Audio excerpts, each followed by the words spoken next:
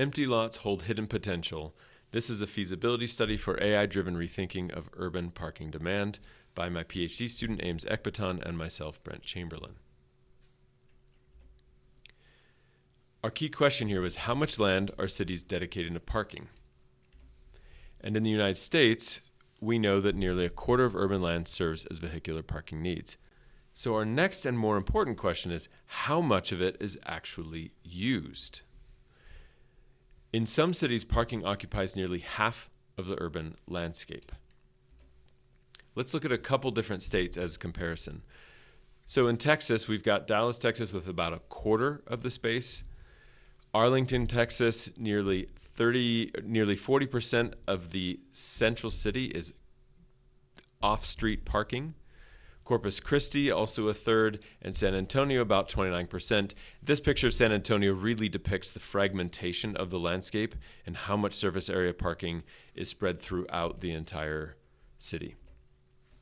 In California, San Bernardino is roughly half of the city space is dedicated to off-street parking, about a third in Fresno, California, and also a third in Riverside, California.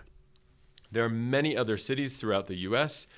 With a whole range. Seattle, Chicago, Boston, D.C., San Francisco, New York are all at that top list with the lowest percent of land surface area dedicated parking.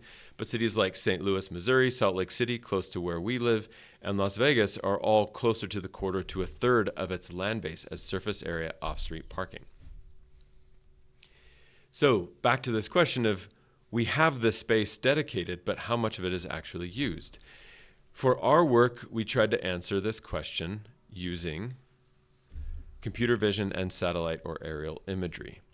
And in this way, we can use a whole range of different images that have been collected over different times using drones, using satellite imagery, etc.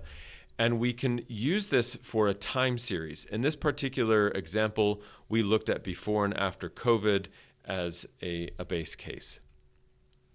Computer vision in itself provides an opportunity for us to evaluate and identify specific objects, and this is used a lot with something called YOLO, or You Look Only Once, that we have implemented here.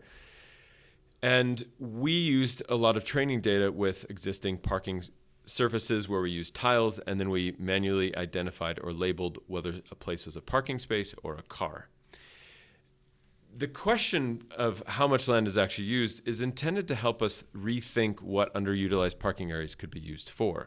So redevelopment, green infrastructure retrofits, and future development of air taxis. In fact, the latter was the motivation for this project that we've been working on with the Department of Transportation here.